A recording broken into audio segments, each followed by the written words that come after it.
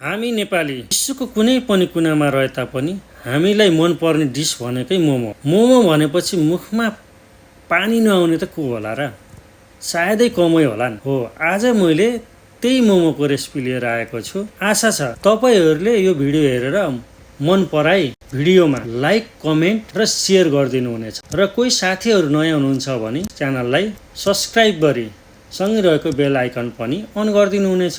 यहाँ मैले मोमो बनाउनको लागि मसिनो गरी काटेको प्याजको पत्ता, धनियाँको पत्ता, लसुनको पत्ता, मसिनो गरी काटेको अदुवा र अदुवा लसुनको पेस्ट र चिकन किमा लिएको छु।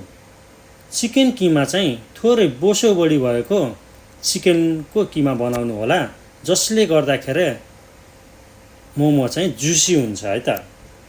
भने अर्को साइडमा मोमोको पत्ता अर्थात् र्याप बनाउनको लागि मैले मैदामा थोरै नुन हाली थोरै पानी हालेर यसरी मजाले डो बनाउँदैछु।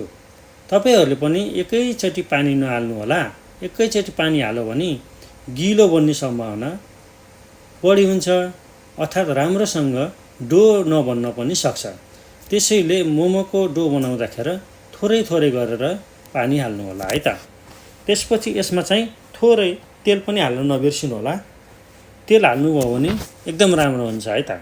मैले यहाँ चाहिँ पछि पनि तेलमै बेल्ने भएको हुनाले तेल हालेको छैन। यदि तपाईहरूले पिठोमा मुस्नुहुन्छ भने तेल हाल्न नबिर्सिनु होला। यसपछि यो डो बनाइसकेपछि मैले यसलाई चाहिँ 5-10 मिनट रेस्ट गर्न दिएँ।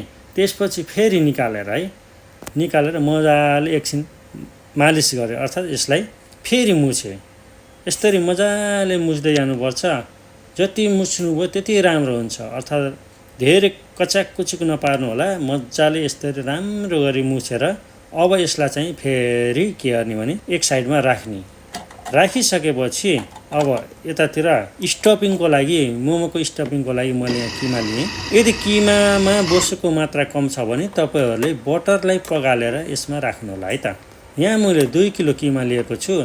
यसमा हाफ टेबल स्पुन तपाईँको बेसार, त्यसपछि धनिया पाउडर, जिरा पाउडर, 4 चम्मच मैले यहाँ चाहिँ मोमो मसाला राखेको छु। मोमो मसाला राखिसकेपछि मैले फेरि रातो खुर्सानीको धुलो, गरम मसला हाफ टेबल स्पुन अर्थात् आधा चम्मच, टेस्टिङ पाउडर 1 चम्मच, साल्ट अर्थात् नुन स्वाद अनुसार, थोरै तेल, अनि त्यसपछि अघि काटेर राखेको अर्थात् बनाएको मिजा प्लस भनौँ लसुन अदुवाको पेस्ट है। त्यसपछि मसिनो गरी काटेको लसुन, अदुवा, प्याज हैन, अनि लसुन पत्ता,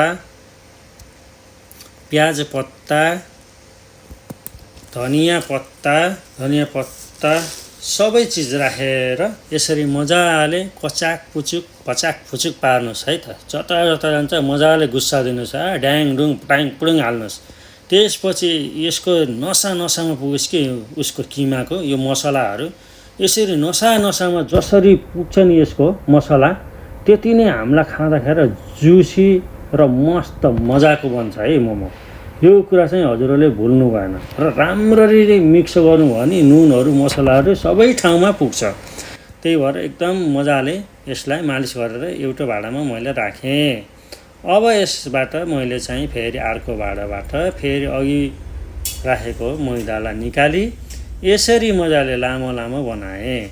तपाईँहरूले यो मैदालाई मजाले ठुलो गरेर रोटी जस्तै बेलेर मजाले त्यसबाट गिलासको सहायताले पत्ता निकाल्न पनि सक्नुहुन्छ भने मैले यहाँ बनाए जस्तै गरी चक्कुले टक्क काटो है, साइज बनाएर बराबर टाइपको। त्यसपछि चाहिँ यसमा चाहिँ मैले चाहिँ तेल लगाएर हातमा है यसरी टक्क अलि गिलो बनाएको छु मैले चाहिँ है। तपाईँले थोरै टाइट बनाउनु होला। अनि यसरी मजाले सबै गोली बनाएर राखेँ। मैले यहाँ चाहिँ फेरि धेरै मोमो बनाउने भएको हुनाले धेरै बनाएको छु। तपाईँहरूले थोरै बनाउनु नि हो भने थोरै बनाउँदा पनि हुन्छ। त्यही अनुसार मरमसलाहरू अर्थात् पिठो मुस्नु होला। अब यो मैले सबै डल्लो बनाएर भइसकेँ। अब चाहिँ मैले एउटा र्याप बनाइसकेँ र अब ल हेर्नुहोस् फोल्डिङ गरेर यसरी सट्ट माथिबाट तान्ने, यसरी जोड्ने, फेरि तान्ने जोड्ने, फेरि तान्ने जोड्ने र लास्टमा गएर यसरी घुमाइदिनु, ठ्याक्क मोमो बनाउनु। यहाँ मैले सबै मोमो रेडी गरिसकेँ। अब मैले एउटा भाँडामा पानी तताउन बसालेँ र अघि बाँकी रहेको मोमोलाई मैले डिपमा हालेको थिएँ। अब डिपबाट मैले निकाल्छु। ल हेर्नुहोस्, एउटा अर्को भाँडामा फेरि मैले माथिको भाँडामा र्याप लगाई टक्क डिपबाट निकालेर सही मोमो राखेँ। अब मैले यसलाई स्टिम गर्नलाई 10 मिनट टाइम लगाउने छु। 10 मिनटपछि हाम्रो मोमो बनेर ल हेर्नुहोस् रेडी भइसक्यो। अब यसलाई चाहिँ मैले साइडमा बिचमा मोमोको चटनी राखेँ र साइडबाट मैले डेकोरेसन गरेँ मोमो। यदि तपाईँहरूले मोमोलाई चाहिँ डिपमा राख्नु हुँदैन भने 5 मिनटमै मोमो पाक्छ।